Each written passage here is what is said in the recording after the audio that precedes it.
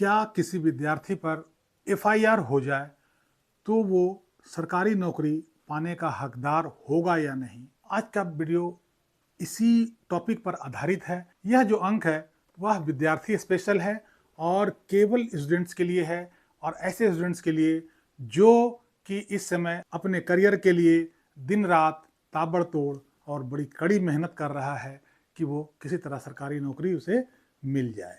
चूँकि मेरे पास एक दो मैसेज ऐसा आ गया था, मुझे ये वीडियो बनाना पड़ा। ये वीडियो मैं शॉर्ट में बना रहा हूँ और उनके लिए जो कि नौकरी के एग्ज़ाम के लिए तैयारी कर रहे हैं और वैसे विद्यार्थी जो किसी सरकारी नौकरी के एस्पिरेंट हैं। इसका बृहत या विस्तृत वीडियो मैं अगले किसी और सेशन में ज़रूर बनाऊंगा। नमस्कार, इस अंक में आप सभी का बहुत बहुत स्वागत है। कैसे हैं आप लोग? उम्मीद करता हूं कि आप लोग बहुत अच्छे होंगे। जैसा कि हम सब जानते हैं कि हमारे देश में सरकारी नौकरी का बहुत बड़ा क्रेज है।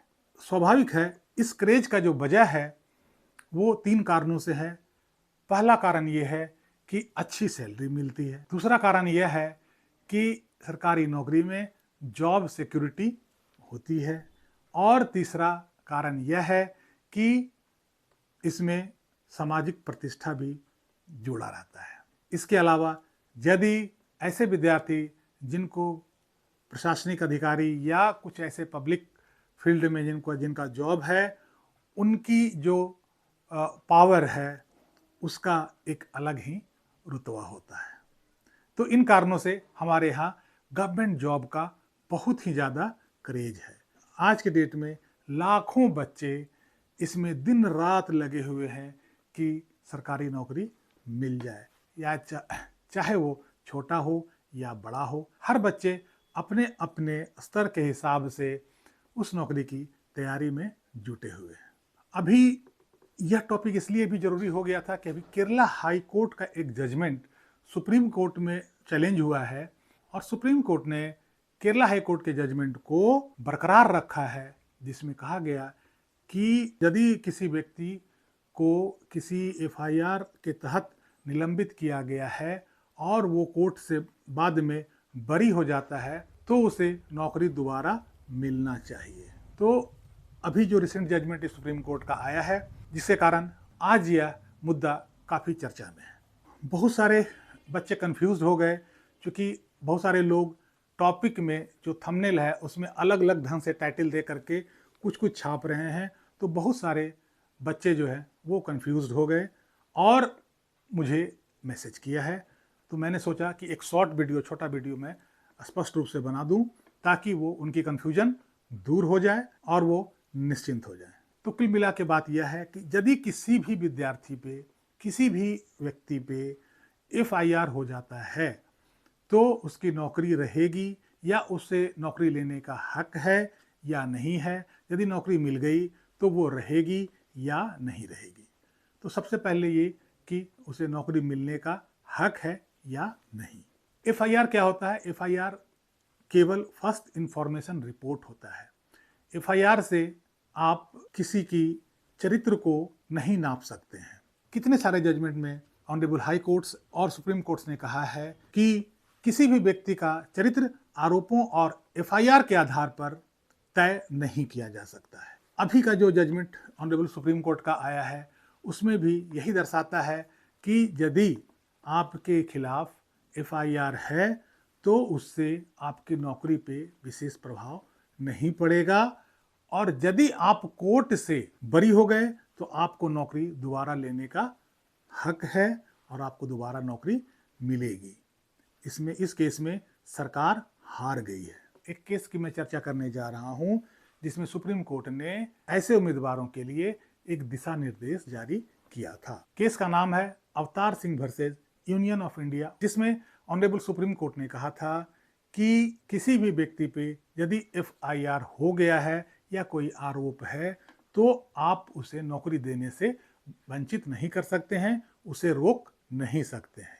क्योंकि यदि सोचिए कि मान लिया एफआईआर आज होता है किसी के अगेंस्ट, और एफआईआर होने के बाद उस केस को बनने और चलने में 10 साल लग जाते हैं, और 10 साल के बाद वो बच्चा, वो इंसान, वो विद्यार्थी यदि बरी हो जाता है तो उस व्यक्ति का क्या होगा। 10 साल में तो उसके नौकरी की उम्र ही निकल जाएगी। दूसरी बात कि बहुत सारे ऐसे इंस्टेंस हुए हैं जहाँ की एक ईर्ष्या में, एक आपसी रंजिश में एक दूसरे के खिलाफ एफआईआर, झूठी एफआईआर करवा दिया गया है, जिससे कि उसके किसी बच्चे की नौकरी पे या करियर पे बुरा प्रभाव पड़े। ऐसे केसेस में ऐसे बच्चों का बहुत ही बुरा हाल होगा। आपको क्या ध्यान रखना है वो मैं बता देता हूँ। सभी विद्यार्थी ध्यान से सुने। आपको क्या ख्याल रखना है कि यदि आपके खिलाफ एफआईआर हो गया है, आपको कुछ नहीं करना, एज इट इज मुकदमा चलता है, चले, एफआईआर है।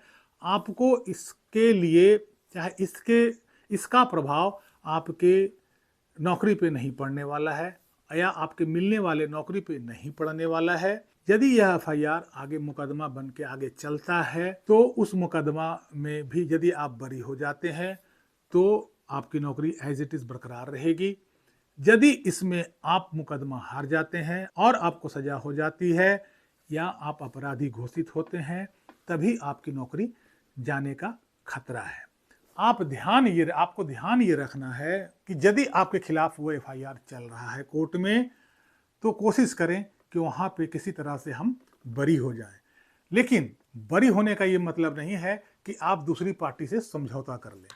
यदि आप दूसरी पार्टी से समझौता यदि कर लेते हैं और उसके आधार पर आप बरी होते हैं, तब ये नौकरी आपको नहीं मिलने वाली है। इस बात को विशेष गौर फरमाइएगा कि यदि आपके खिलाफ मुकदमा है और आपके खिलाफ कोई केस चल रहा है, कोई मुकदमा चल रहा है, उस मुकदमे में आपको कोर्ट के द्वारा बरी होना है, ना कि समझौते के द्वारा। यदि आपको कोर्ट बरी करती है, कानूनन बरी करती है, तब आपकी नौकरी सुरक्षित है। और यदि आप सस्पेंशन में भी चल रहे हैं, तब आपकी नौकरी बरी होने के बाद बाइज्जत आपको मिल जाएगी।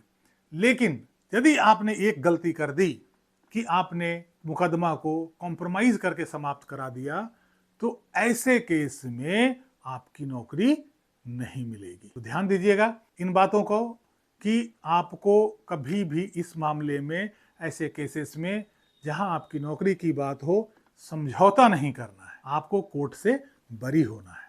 तो मुझे उम्मीद है कि आपको ये बातें समझ में आ गई होगी। कि मैं संक्षेप में दोबारा बता देता हूं कि यदि किसी भी विद्यार्थी के अगेंस्ट एफआईआर चल रहा हो, कोई आरोप हो या कोई मुकदमा चल रहा हो, उससे आपके नौकरी पे या उससे आपके नौकरी मिलने की संभावना पे, उससे आपके नौकरी के हक पे कोई असर नहीं पड़ेगा।